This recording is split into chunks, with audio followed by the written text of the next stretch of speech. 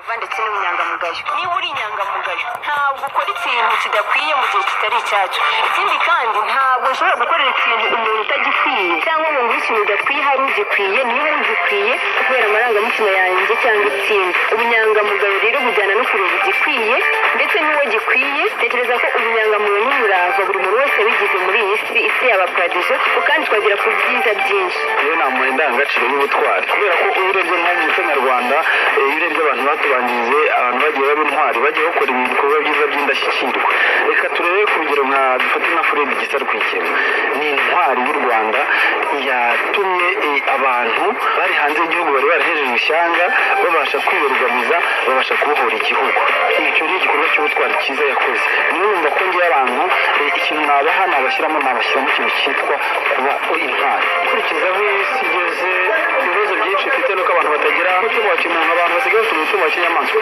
Aho isi igeze rero ari guhindura abantu uko bagomba kuba, ubusa akagira umutima wa kimuntu. Nagira umutima wa kimuntu azakunda mugenzi we nk'uko yikunda. Nagira umutima wa kimuntu ntabwo azategura intambara yo kwica abantu kandi azi ko baremwe n'Imana. Nabashishikariza rero kugira umutima wa kimuntu kugira ngo ibyo yifuza kandi bamugirira nabo bibagirije. Ikintu numva ko cyazubaka isi abantu benshi bakabaho neza badarebeye ku mafaranga ni ukuba mu buzima bw'ukuri kuri buri muntu. Ubuzima tubayemo bukageza kuri ubuzima bw'ukuri. Kuba gukora ibishatsi bakurika nyine cya kintu cya amanyanga cyangwa kutavugisha ukuri mu mirimo yacu, kuko iyo hari ukuri tubwizanye ko ibintu byose bigenda neza tubipanga tugendeye ku kuri guhari. 102.3 Kiss FM Street Talk. 102.3 Kiss FM.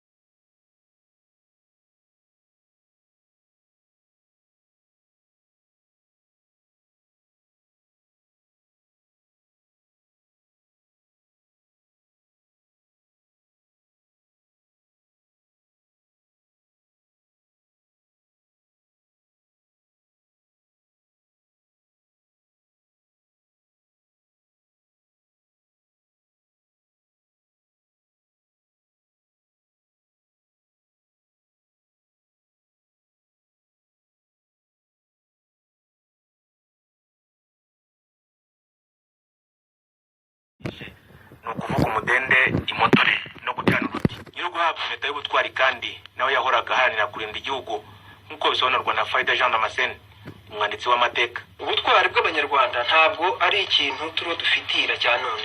Burya ubutwari bw'abanyarwanda ni umurage wa kera ukomoka kuri Gihanga, kuko igihe atanga irage ku bazamukomokaho bose, ikintu cya mbere yavuze ngo yashinze abazamukurikira gukunda igihugu no kugikorera no kukitangira.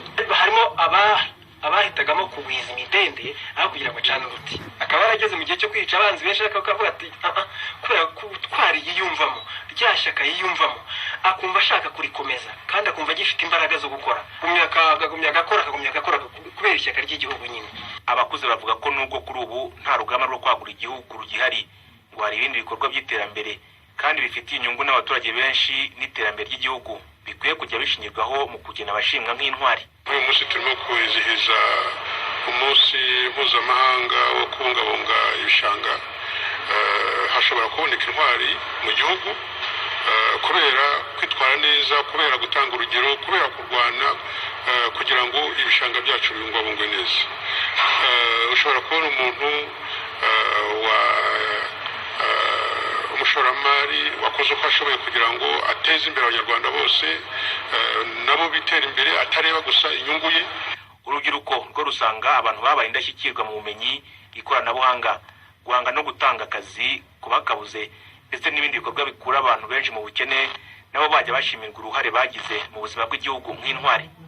Nko gufasha abana mu myigire, nko gufasha abafite nk'ubumuga, icyo nacyo aba ari igikorwa cy'ubutwari, nko gufasha abaturage mu kwikura mu bukene, kiriya nacyo ni igikorwa cy'ubutwari. Tubyizihiza dukurikije igihe cyahise, abantu bakoze ibikorwa by'indashyikirwa, isi yateye imbere, bisaba ko no mu bijyanye n'iby'intwari nabyo habaho ikintu cy'ivugururwa, ukajya bareba nko ku bantu baba barakoze ibikorwa bivana nk'abantu mu bukene benshi, abantu bakoze ibintu by'ubushakashatsi bihindura ubuzima bw'abantu benshi, bakaba babihemberwa bagashyira mu byiciro nk'iby'intwari. Yewe s'intwari numva abantu bitangiye abandi byaba ngombwa bakamena n'amaraso kubera wenda igikorwa kirimo kiraba muri icyo gihe mu cyerekezo cy'iterambere turimo, ari uko bareba abantu bakora ibikorwa by'indashyikirwa abandi bakabareberaho, cyangwa se bafite ibikorwa bitanga wenda nk'akazi, wenda nk'ubu nk'urubyiruko tuzi ko mu gihugu cyacu urubyiruko rufite ikibazo cy'ubushomeri, nimba wenda hari nk'umuntu ubuze wenda agakereya akazi ku buryo abantu benshi babona akazi mu bikorwa bye, njyewe mba numva nawe ari intwari. U Rwanda rufite ibyiciro bitatu by'intwari birimo imanzi,